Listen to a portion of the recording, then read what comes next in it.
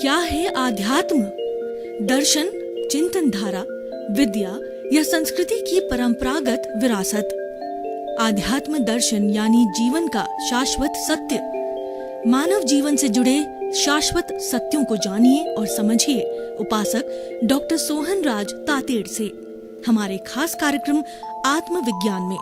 आत्मविज्ञान यानी सही दृष्टि, सही सोच। भाइयों और बहनों, मातृशक्ति को नमन। स्टूडियो में आपका हार्दिक स्वागत है, अभिनंदन है, सत्कार है। आत्मविज्ञान साइंस ऑफ द सोल कार्यक्रम के अंतर्गत हम आपको सही दृष्टि, सही सोच, राइट विजन, राइट थिंकिंग के तहत जो आपकी नकारात्मक सोच है, जो आप गलत चिंतन कर रहे हैं, आप गलत दिशा में जा रहे हैं, गलत संगति में जा रहे हैं, गलत सोच रहे हैं, उन सब का हम सुधार करते हैं, हम करेक्शन देते हैं। और करेक्शन क्यों दिया जाता है कि हमारे आत्मविज्ञान के केंद्र आत्मा है, और आत्मा है तो हम हैं, नहीं तो हम नहीं हैं।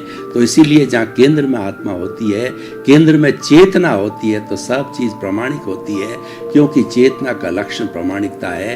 ये सारा कार्य हम अलग अलग एपिसोड्स के माध्यम से करते हैं। तो आज का हमारा बहुत सुंदर विषय है, वो हम आपके सामने लेकर प्रस्तुत हो रहे हैं। आज हमारा विषय जीवन जीने की कला। भाई और बहनों, बहुत ही सुंदर विषय है। दो शब्द है, एक तो जीवन, एक जीने की कला। जीवन किसे कहते हैं कि कोई भी बच्चा जन्म लेता है और वृद्ध होकर के मृत्यु को प्राप्त होता है, 60, 70, 80 वर्ष जितना जीता है, ये जो स्पान है, इसको लाइफ स्पान बोलते हैं, इसको जीवन बोलते हैं।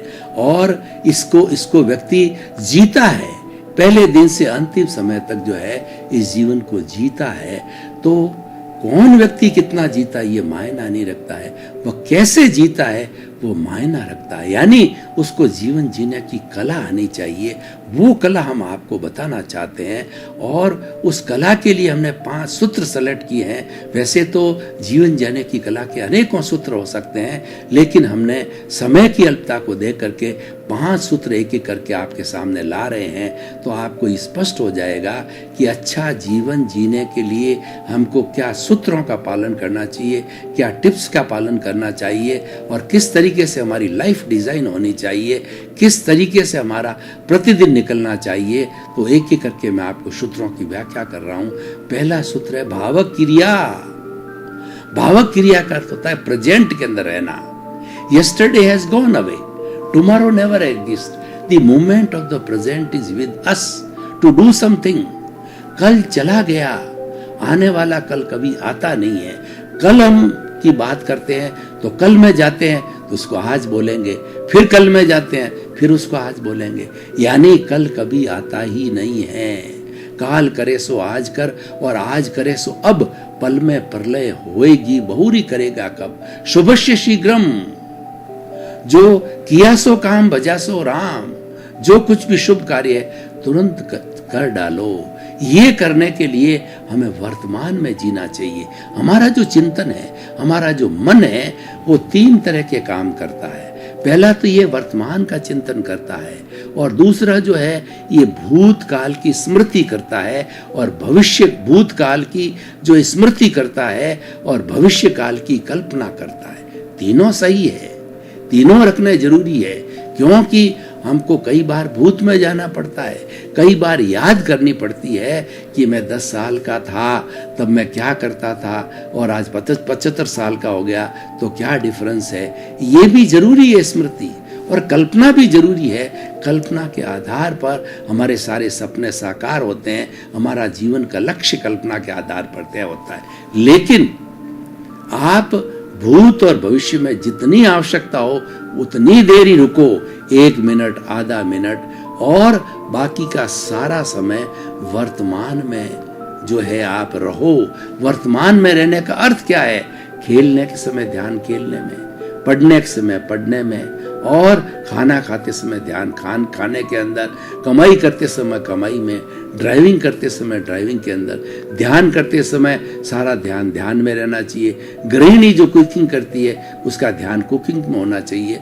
और वैसे भी आप अगर व्यवहार पक्ष में देखो, आप ड्राइविंग कर रहे हो और आपका ध्यान ड्राइविंग में नहीं है, इधर उधर देख रहे हो, तो क्या होगा आप स्वयं जान सकते हो, एक्सीडेंट हो सकता है। कोई गृहिणी ने स्टोव चालू कर दिया, गैस चल रही है और उसका ध्यान सब्जी प्याज जो चीज़ बनाई उस पर ना हो, तो या तो वो चीज़ जल जाएगी, और अगर उन्होंने ध्यान नहीं दिया उससे कपड़े भी गैस के साथ जगह आग लग सकती है।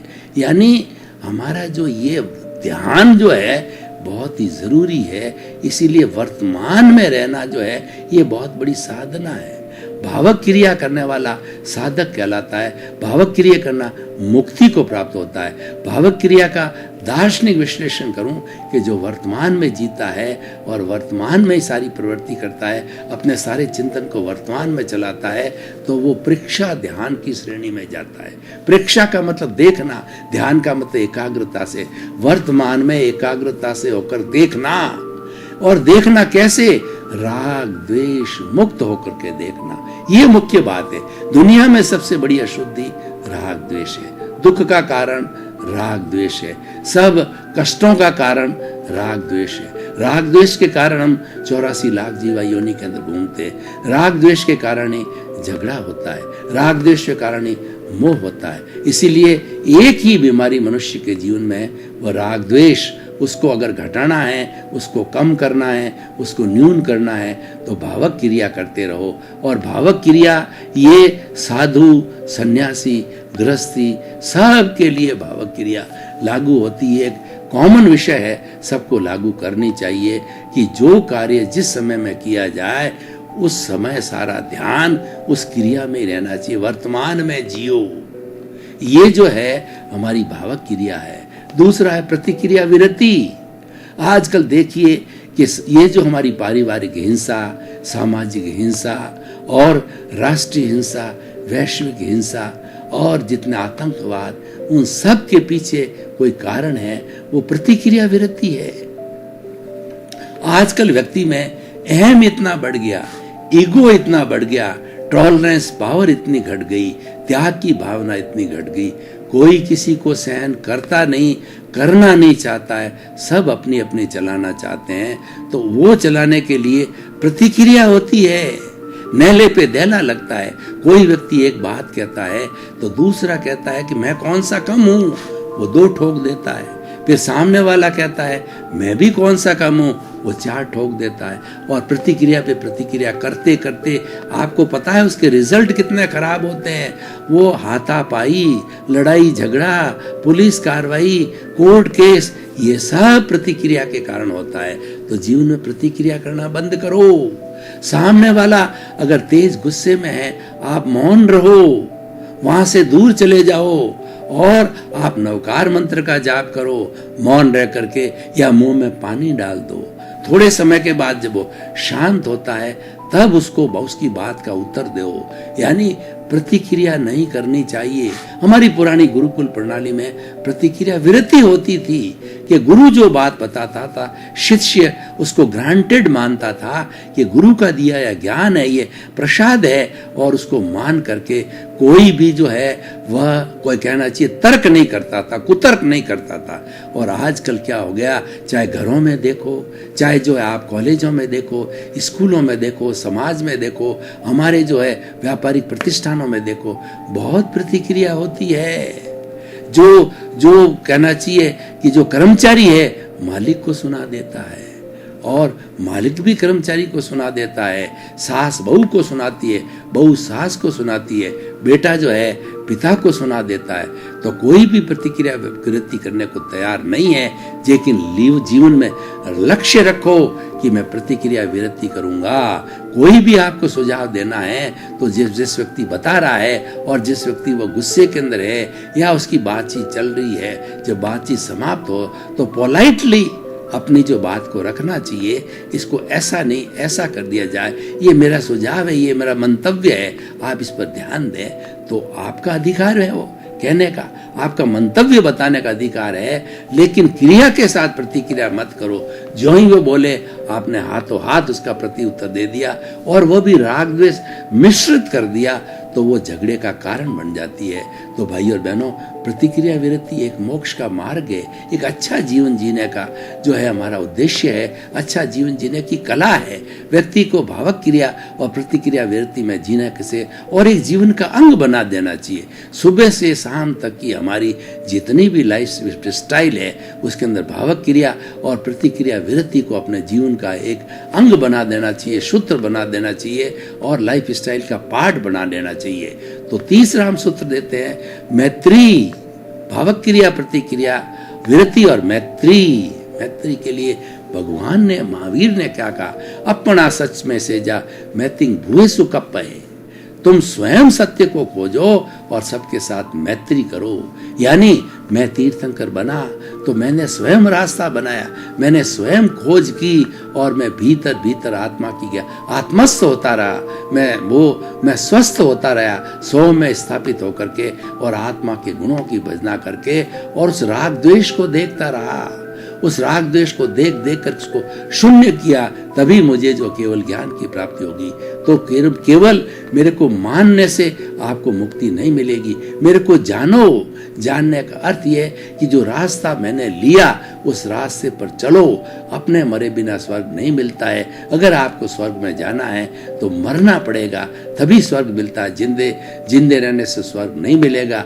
मुक्ति को जाना है, उस रास्ते पर चलना पड़ेगा और वह जो है रास्ता आपको मुक्ति की ओर ले जाता है।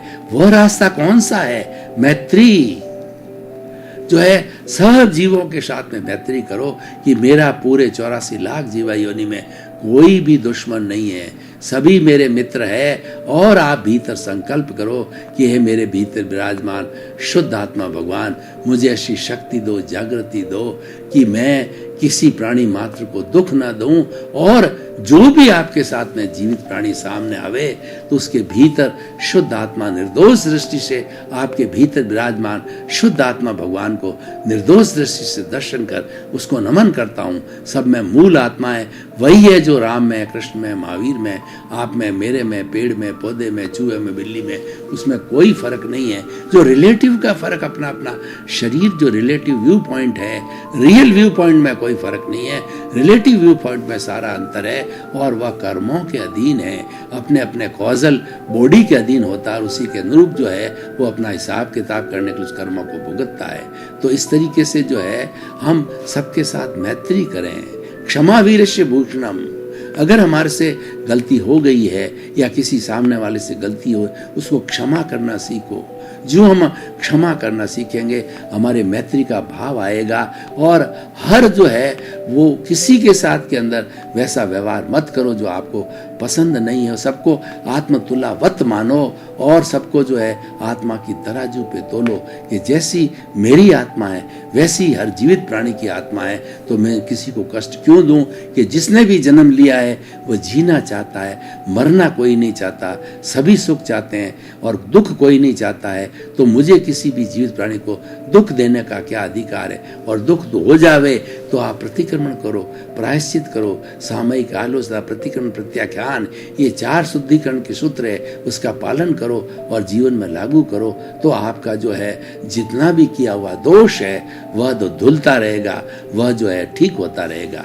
तो भावक क्रिया, प्रतिक्रिया वृत्ति, मैत्री, मित भाषण बहुत ही एक सुंदर गुण है, जीवन में धारण करना चाहिए कि आपको न्यूनतम बोलना चाहिए, सुनना ज्यादा चाहिए और बिल्कुल कम जितनी आवश्यकता हो उतना ही बोलना चाहिए। क्यों? कि हमारा ये मन, वचन, काया, वचन मतलब बोलना और मन का मतलब चिंतन करना। काया के द्वारा सारा शरीर होता है, हाथ हिलते हैं, डुलते हम जाते हैं, काम करते हैं, सब काया के द्वारा होता है।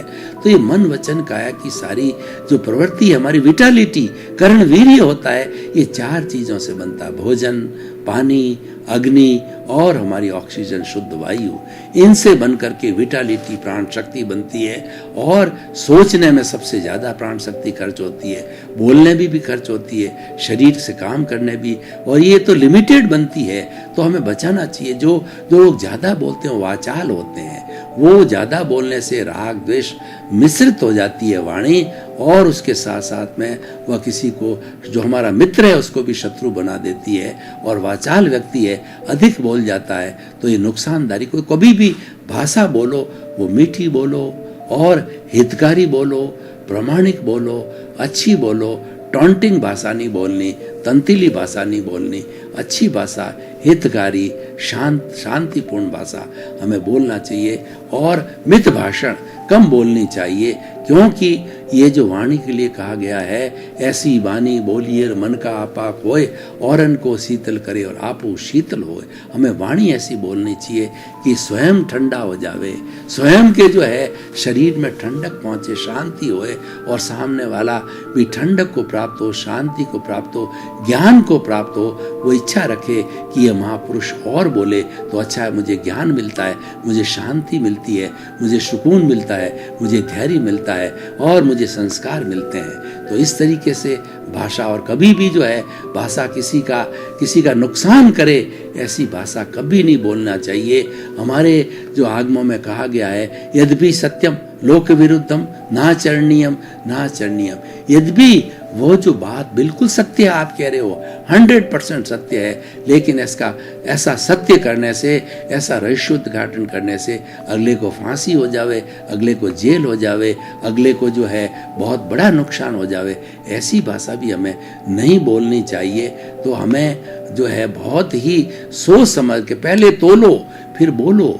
ये जो प्रभु ने और ये हमारे कर्मों ने हमको जो वाणी दी है, हमको जो मस्तिष्क दिया है, ये चिंतन पहले तोलने के लिए दिया है, फिर बोलने के लिए दिया गया है। वाणी के लिए मारवाड़ी में कहा गया है कि बोलिया के लाद्या।